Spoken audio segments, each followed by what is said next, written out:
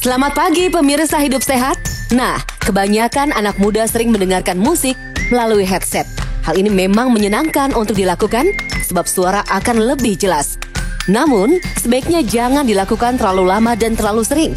Apalagi jika pemirsa kerap mengencangkan volume suara, karena dapat menimbulkan beberapa dampak negatif pada indera pendengaran. Apa saja? Pertama, risiko komplikasi pendengaran atau kehilangan pendengaran. Ketika menggunakan earphone atau headphone, suara musik secara langsung masuk ke dalam telinga. Jika kita mengencangkan volume suara melebihi 90 desibel, hal tersebut dapat menyebabkan gangguan pendengaran atau bahkan tuli sebagai komplikasinya. Kedua, tuli sesaat. Tuli sesaat ini bisa berbahaya dan berujung kepada tuli permanen. Karena itu, usahakan untuk tidak menggunakan headset selama 4 jam terus-menerus. Ketiga, infeksi telinga. Sebab penggunaan headset dapat meningkatkan pertumbuhan bakteri. Keempat, sakit pada telinga. Terakhir, dapat menyebabkan kecelakaan.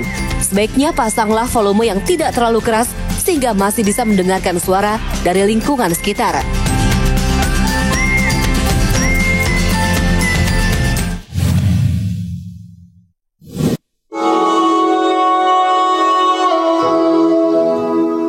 Pemirsa, saat melakukan perjalanan jauh, para pengendara mobil seringkali membutuhkan waktu istirahat.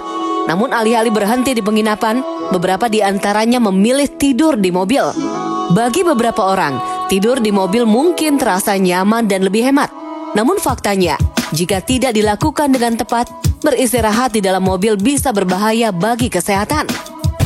Pertama, keracunan karbon monoksida merupakan salah satu gas sisa pembakaran dari kendaraan.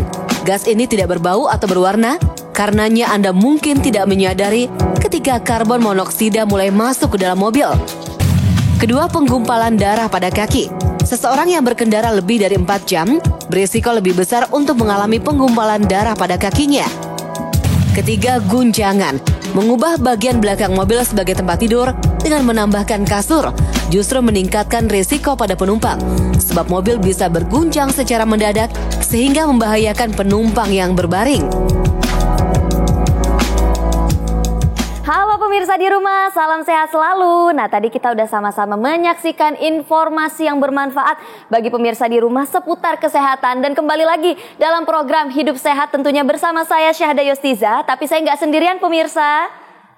Halo pemirsa, bersama saya Zinka Neila. Dan betul sekali ya Syahda, hari ini kita akan membahas tema yang sangat menarik bagi Anda. Apa sih itu sih temanya hari ini? Tensi meningkat, kenali resikonya. Dan tentu saja sudah bersama kita berdua ada dokter narasumber luar biasa. Ada Dr. Dina Nilasari, spesialis penyakit dalam, konsultan ginjal hipertensi. Halo pagi dokter. Halo pagi, halo. Cantik sekali ya Syahda dokternya hari ini, aduh. Luar biasa. Nah, dokter, ini banyak fakta dan mitos yang beredar ya Syahda ya?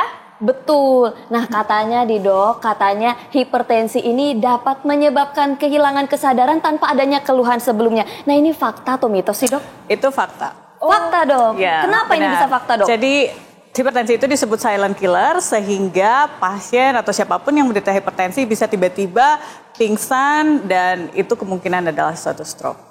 Dokter, tadi kan dokter bilang silent killer. Kenapa disebutnya silent killer, dok? Silent killer karena kita tidak merasakan apapun pada saat tekanan darah tinggi. Tapi pada saat tinggi sekali itu menyebabkan stroke, kemudian ya gejalanya langsung timbul. Oh, oke. Kalau gejala sakit kepala itu gimana, dok? Apakah itu salah satu gejala yang hipertensi juga? Tidak sepenuhnya benar bahwa sakit kepala itu suatu gejala hipertensi. Karena seringkali apabila tidak terlalu tinggi, gejalanya tidak ada. Jadi dok sebenarnya cara kita bisa mengenali secara awam nih kayak kita yang tidak mengecek ke dokter ini bagaimana dok untuk tahu kalau kita tuh ada indikasi hipertensinya? Oke, jadi sebenarnya memang tidak bisa kita tahu tanpa dilakukan pemeriksaan sehingga pasien atau semua masyarakat dihimbau untuk memeriksakan tekanan darah sendiri di rumah atau home blood pressure monitoring. Oke, untuk tahu misalkan kita harus mengecek ke dokter itu kalau misalkan sudah angka berapa tuh dok hipertensinya? Jadi memang screening diperlukan ya.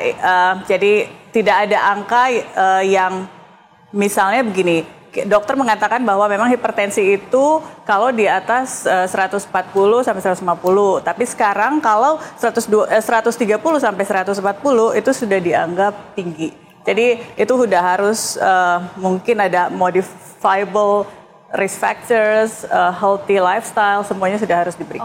Oke, nah terus katanya dok, seseorang yang usianya sudah di atas 50 tahun, katanya sangat beresiko terkena tekanan darah tinggi. Nah, ini fakta atau mitos dok? Oke, jadi itu ada, ya sebenarnya fakta ya. Fakta, kenapa? Karena memang dengan usia semakin tinggi, pembuluh darah kita semakin kaku. Sehingga risiko untuk tekanan darah tinggi pada usia tua itu lebih tinggi daripada yang muda. Cara mengenali kalau pembuluh darah kita kaku itu biasanya memang untuk range usianya itu di usia berapa nih dok? Apakah sebelum 50 bisa terjadi atau memang usia 50 ke atas? Iya, jadi memang setiap manusia berbeda-beda, tapi rata-rata itu dari penelitian itu kurang lebih di atas 50-60 tahun. Di atas 50 tahun. Ya, kalau untuk wanita itu setelah menopause, angka kejadiannya lebih tinggi. Oh, untuk wanita setelah menopause. Nah dokter, ini benar nggak dok katanya hipertensi ini bisa menyebabkan komplikasi penyakit lainnya. Tapi nih dok, jangan dijawab dulu ya dok, karena pasti pemirsa di rumah penasaran. Sesaat lagi pemirsa di Hidup Sehat.